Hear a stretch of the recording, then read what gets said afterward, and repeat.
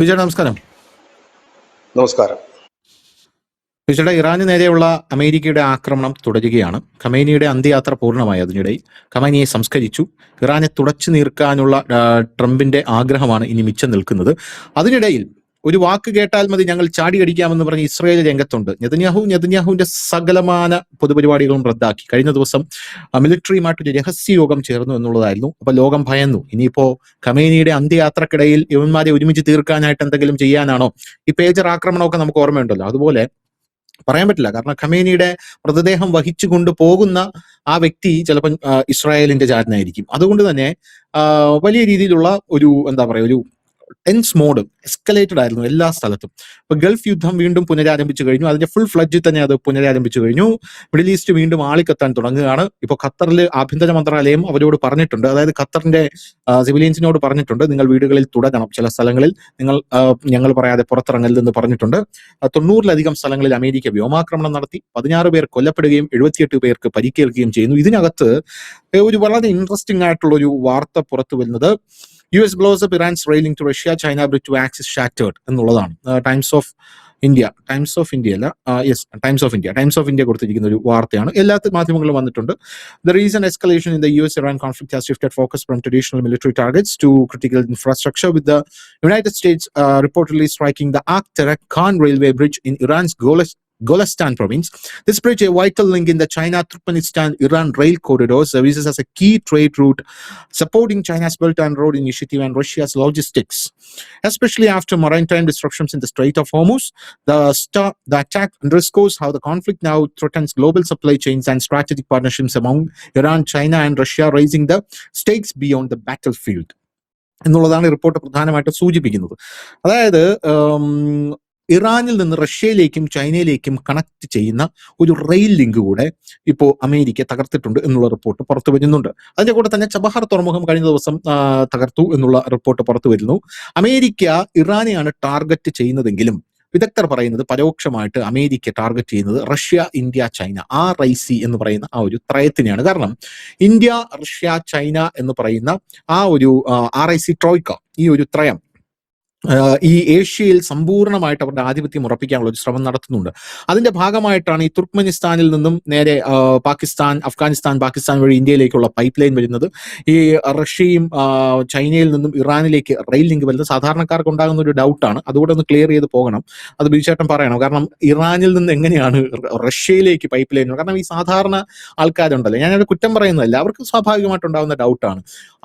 ഒരു രാജ്യത്ത് നിന്ന് വേറൊരു രാജ്യത്തിലേക്ക് ഇങ്ങനെ ഒരു റെയിൽ ലൈൻ വരും, അപ്പോൾ നിങ്ങളുടെ വാർത്ത അത് വിശ്വസനീയമല്ലല്ലോ എന്നൊക്കെ ചില ആൾക്കാർക്ക് തോന്നാം.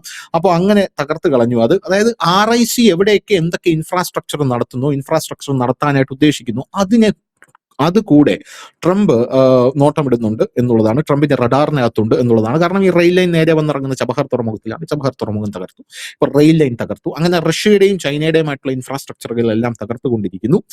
ഇന്ത്യയുടെ ചബഹാർ തുറമുഖം തകർത്തു. അപ്പോ ഇത് ഇറാൻ എന്നതിലുപരി ഈ ഏഷ്യ ഭൂഖണ്ഡത്തിൽ RIC ശക്തിപ്പെടാതിരിക്കാനുള്ള ട്രംപിന്റെ വലിയൊരു നീക്കത്തിന്റെ തുടക്കം കൂടെയല്ലേ എന്ന് വിദഗ്ധർ പറയുകയാണ്. ഇത് എത്രത്തോളം സത്യമാണ്? ഇത് ഈ ധനുഷ് നേരത്തെ തുടക്കത്തിൽ പറഞ്ഞതൊക്കെ തന്നെയാണ്. ഈ RIC എന്ന് പറയുന്നത് 3 രാജ്യങ്ങളേ ഉള്ളൂ, റഷ്യ, ചൈന, ഇന്ത്യ. പക്ഷെ ഇവർക്ക് ഇവരുടെ ഈ സാമ്പത്തിക ഇടനാഴിയും ഈ ചരക്കുകളുടെ നീക്കങ്ങളും അതും എല്ലാം ഇതിനകത്ത് വരുന്നതാ. വെറും യുദ്ധത്തിന് വേണ്ടി മാത്രമുള്ള ഒരു സഖ്യമല്ല ഇത്. കാരണം ഈ മേഖലയിലെ ഡെവലപ്മെന്റ്സ്, ഈ 3 കൺട്രീസിന്റെ ഡെവലപ്മെന്റ്സ്, സാമ്പത്തികമായ ഉന്നതി, ചരക്ക് നീക്കങ്ങൾ, ഇതെല്ലാം ലോജിസ്റ്റിക് എല്ലാം ഇതിനകത്ത് വരുന്നതാ. അപ്പോൾ ഈ രാജ്യങ്ങളുടെ പ്രത്യേകത കൂടി നമുക്ക് നോക്കാം. ഇതിൽ ഇടയ്ക്ക് ഒരു ചെറിയ രാജ്യമുണ്ട്. ആ രാജ്യത്തിന്റെ പേരാണ് പാകിസ്ഥാൻ. അപ്പൊ പാകിസ്ഥാനെ തൊട്ടുകൂടാത്ത 2 രാജ്യം ഈ RIC-ലുണ്ട്. അതിൽ പ്രധാനപ്പെട്ട രാജ്യം ഇന്ത്യയാണ്. മറ്റൊന്ന് അടുക്കാൻ പറ്റാതെ നിൽക്കുന്നത് റഷ്യയാണ്. അപ്പൊ ഇവർക്ക് 2 പേർക്കും ഈ ഒരു രാജ്യത്തെ തൊടാൻ പറ്റത്തില്ല, അയിത്തമുണ്ട്. മറ്റേ ചൈനയ്ക്കാണെങ്കിൽ ഇവരുമായിട്ട് നല്ല ദോസ്താണ്. അപ്പൊ പിന്നെ നമുക്ക് 3 പേർക്കും കൂടെ കൂടാൻ, അല്ലെങ്കിൽ നമുക്ക് 3 പേർക്കും കൂടെ ട്രാൻസ്പോർട്ടേഷനും ചരക്ക് കൈമാറ്റത്തിനും പറ്റിയ ഇടമേതായിരിക്കും? പിന്നെ അടുത്ത ഓപ്ഷൻ അഫ്ഗാനിസ്ഥാനാണ്. Okay, no problem. അഫ്ഗാനിസ്ഥാനിൽ നമ്മളിപ്പോഴും അതിന്റെ റോഡുകളുടെ വർക്കൊക്കെ നടക്കുന്നുണ്ട്. പിന്നെന്താണ്? ഇറാൻ. കാരണം എണ്ണയും മറ്റുമൊക്കെ കൊണ്ടുപോകണമെങ്കിൽ ഇറാൻ തന്നെ വേണം. ഇറാനിൽ നിന്നാണ് എണ്ണ കയറ്റുമതി ചൈനയായാലും മറ്റ് സ്ഥലങ്ങളിലേക്കായാലും ഒക്കെ കൊണ്ടുപോകണം. അപ്പൊ ഇതിന്റെ ഭാഗമായിട്ട് തന്നെ നേരത്തെ റഷ്യയുടെ ഒരു കോറിഡോർ, ഒരു റെയിൽ റഷ്യയിൽ നമ്മൾ അതിന് വാർത്ത ചെയ്തിരുന്നതാണ്. ഇതിൽ തന്നെ നമ്മൾ അത് മുമ്പ് പറഞ്ഞിരുന്ന കാര്യമാണ്. റഷ്യയിൽ നിന്നൊരെണ്ണം വരുന്നുണ്ട്. ഈ റഷ്യയിൽ നിന്ന് വരുന്ന ഈ പാതയുടെ ബാക്കി ഇന്ത്യയാണ് അതിന്റെ ബാക്കി പണികൾ നോക്കുന്നത്. അതിന്റെ ഭാഗമായിട്ടാണ് നമ്മൾ ചബ്ബാർ തുറമുഖം വെക്കുന്നത്. ചരക്കുകൾ ചബ്ബാറിലെത്തുക, അതായത് പാകിസ്ഥാൻ ടച്ച് ചെയ്യാതെ ചരക്കുകൾ ചബ്ബാർ തുറമുഖത്തേക്ക് എത്തിക്കുക. ചബഹാറിൽ നിന്ന് അത് റഷ്യയിൽ നിന്ന് യൂറോപ്യൻ കൺട്രീസിലേക്ക് എത്താം. വേണമെങ്കിൽ ഇത് ചൈനയ്ക്കും ഇത് ചെയ്യാൻ പറ്റും. ഇത് ചൈനയുമായും കണക്ട് ചെയ്യുന്ന ഒരു റെയിൽവേ ലൈനാണ്. അപ്പൊ നമ്മൾ അതിന്റെ വർക്കുകളൊക്കെ പുരോഗമിച്ചുകൊണ്ട് ഇരിക്കുന്ന ഒരു സമയമാണ്. കഴിഞ്ഞ ദിവസം ചബഹാറിന്റെ അടിസ്ഥാന സൗകര്യങ്ങൾക്ക് നേർക്കാണ് വലിയൊരു ആക്രമണം അമേരിക്ക നടത്തിയത്. അതായത് നമ്മൾ $120 മില്യൺ ഇതുവരെ ചെലവഴിച്ചിട്ടുള്ള ഒരു തുറമുഖം കൂടിയാണത്. നമ്മുടെ ഒരു സ്വപ്ന പദ്ധതിയാണത്. അവിടെയാണ് ഇറാനിൽ ഇന്നലെ ആ ഒരു പണി നടത്തിയിരിക്കുന്നത്. അതിനുശേഷം അവർ ചെയ്തത് ഗൊലേൻസ്ഥാൻ എന്ന് പറയുന്ന ഇറാനിലെ ഒരു പ്രവിശ്യ, ആ പ്രവിശ്യയിലെ അഖോല ജില്ലയിൽ അക്ടഖാൻ എന്ന് പറയുന്ന ഒരു റെയിൽവേ ബ്രിഡ്ജ്.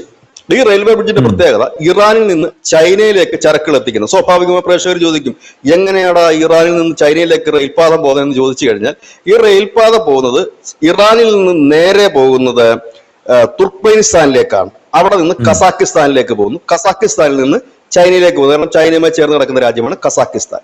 തിരിച്ച് ഇത് വരുന്നതും ഇതേ റൂട്ടിൽ തന്നെയാണ്. ചൈനയിൽ നിന്ന് ആദ്യം കസാക്കിസ്ഥാനി വരുന്നു, പിന്നെ തുർക്ക്മെനിസ്ഥാനി വരുന്നു, പിന്നെ ഇറാനിലേക്ക് വരുന്നു. ഇത് 10 ദിവസം തൊട്ട് 20 ദിവസം വരെയാണ് ഇതിന്റെ റണ്ണിങ് ഡേയ്സ്.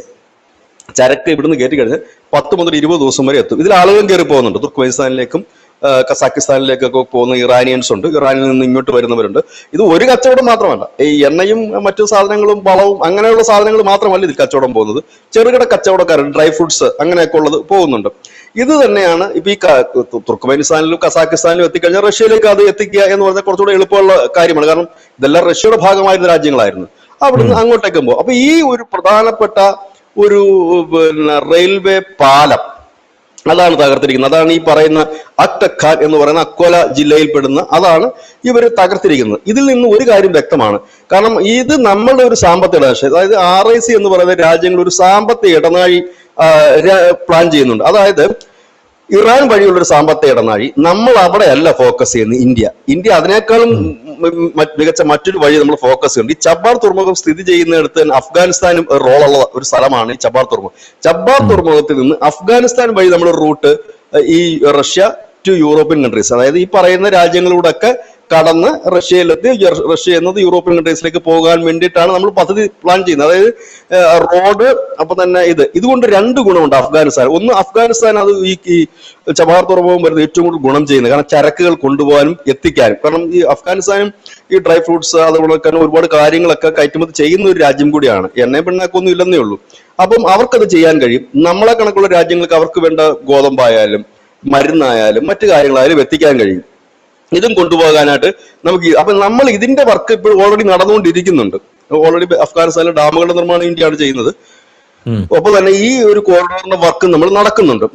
ഒപ്പം തന്നെയാണ് ഈ ചബ്ബാർ വന്നാലേ ഇതിനൊക്കെ ഗുണപ്പെടുത്തുള്ളൂ.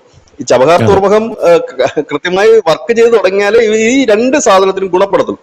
നിലവിൽ ഇപ്പോൾ ഈ ചൈനയിലേക്കും റഷ്യയിലേക്കുമുള്ള റെയിൽപാത നിലവിൽ റണ്ണിങ് ആണത്, വർഷങ്ങളായിട്ട് ഓടിക്കൊണ്ടിരിക്കുന്ന സ്ഥലം തന്നെയാണത്. അത് ഇതുമായിട്ട് കണക്ട് ചെയ്യാൻ വേണ്ടിയാണ് നമ്മൾ അത് ഇന്നലെ തകർത്തു, മിനിഞ്ഞാന്ന് തകർത്തു. നമ്മളുടെ ആ ഒരു പദ്ധതിക്കായിരുന്നു മിനിഞ്ഞാന്ന് കൊണ്ട് പോകുമ്പോഴത്തേക്ക് അമേരിക്കയുമായിട്ട് യുദ്ധം തുടങ്ങിയ ആ സമയത്ത് ഞാനൊരു വാർത്ത കണ്ടിരുന്നു, ഇന്ത്യ ചബഹാർ തുറമുഖം ഉപേക്ഷിക്കുന്നു എന്നൊരു വാർത്ത കണ്ടിരുന്നു. അങ്ങനെയല്ല, ഉപേക്ഷിക്കുകയല്ലായിരുന്നു. കഴിഞ്ഞ ബഡ്ജറ്റില് അത് വലിയ സംസാരമായതാണ്. കഴിഞ്ഞ ബഡ്ജറ്റിൽ നമ്മൾ ചബഹാർ തുറമുഖത്തിന് വേണ്ടിയിട്ട് പൈസ ഒന്നും നീക്കാന്ന്, യുദ്ധമില്ല, പൈസ ഒന്നും നീക്കി വെച്ചിട്ടില്ല. അപ്പൊ എല്ലാവരും ചോദിച്ചു, ഇതെന്താണ് ചബഹാർ തുറമുഖം നമ്മൾ ഇത്രയും പൈസ മുടക്കി, $120 മില്യൺ നമ്മൾ നിലവിൽ മുടക്കിയിട്ടുണ്ട്. അപ്പൊ ഇത്രയും മുടക്കി നമ്മുടെ ആൾക്കാരൊക്കെ അവിടെ പോയി കിടക്കുന്നു, എന്നിട്ട് എന്താണ് ഇത് നിങ്ങൾ ബഡ്ജറ്റിൽ വകയിരുത്തണമല്ലോ, ഇത് ഓരോ വർഷവും ബഡ്ജറ്റിൽ തുക വകയിരുത്തണം, പക്ഷെ നിങ്ങളൊന്നും വകയിരുത്തിയിട്ടില്ല, എന്താണ് എന്ന് ചോദിച്ചു. അതിനുശേഷം കുറച്ച് ദിവസം കഴിഞ്ഞിട്ടാണ് സെൻട്രൽ ഗവൺമെന്റിന്റെ ഭാഗത്ത് ഒരു പ്രസ്താവന വരുന്നുണ്ട്. അവർ പറഞ്ഞു സർക്കാർ ഇപ്പോൾ നേരിട്ട് അതിൽ ഒന്നും ചെയ്യുന്നില്ല, പകരം അത് അവിടെ തന്നെയുള്ളൊരു ഒരു ഗ്രൂപ്പിനെ, അത് ഇറാനിൽ തന്നെയുള്ള ഒരു ഗ്രൂപ്പിനെ ഞങ്ങൾ ഏൽപ്പിക്കുക, അവർ പണി നടത്തട്ടെ.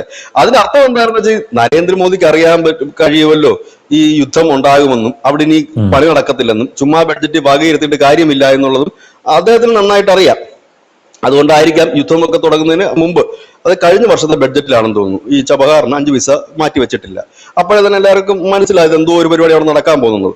പക്ഷെ അതിനുശേഷം അറ്റാക്കുകൾ പലവട്ടം നടന്നപ്പോഴും ഈ ചബഹാറിന്റെ പരിസരത്ത് അവർ സ്ട്രൈക്ക് ചെയ്തതല്ലാതെ ചബഹാറിലേക്ക് ഒരു ആക്രമണം അവർ നടത്തിയിരുന്നില്ല. ഇപ്പൊ ചബഹാറിന്റെ അടിസ്ഥാന സൗകര്യങ്ങൾ ആക്രമണം നടത്തിയതായിട്ടാണ് ഇപ്പോൾ ഇറാനിയൻ സേന പറയുന്നത്. ഇപ്പോൾ അങ്ങനെ ഒരു ആക്രമണം നടത്തി എന്നാണ് പറയുന്നത്. കാരണം അതിനെ ഒന്ന് തകർക്കുക എന്നുള്ള ലക്ഷ്യം ആയിട്ടാണ്. അതായത് ഇറാനെ എല്ലാ ഭാഗത്തു നിന്നും ഒറ്റപ്പെടുത്തുക, അവർക്ക് ഇനി രക്ഷപ്പെടാനുള്ള ഒരു വഴി പോലും ഉണ്ടാക്കരുത്.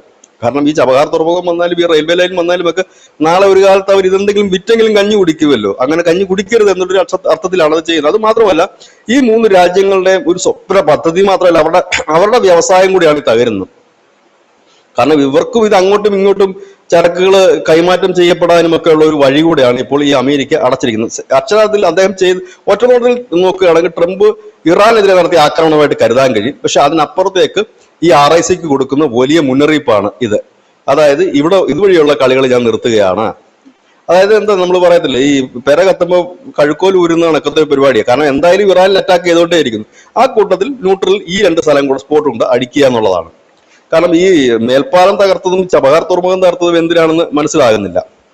കാരണം ഇത് രണ്ടും യുദ്ധത്തിന്റെ പ്രഭവ കേന്ദ്രങ്ങളോ സൈനിക താവളങ്ങളോ ഉള്ള സ്ഥലങ്ങളല്ല, സിവിലിയൻസ് ആണ് അവിടെ കൂടുതലുള്ളത്.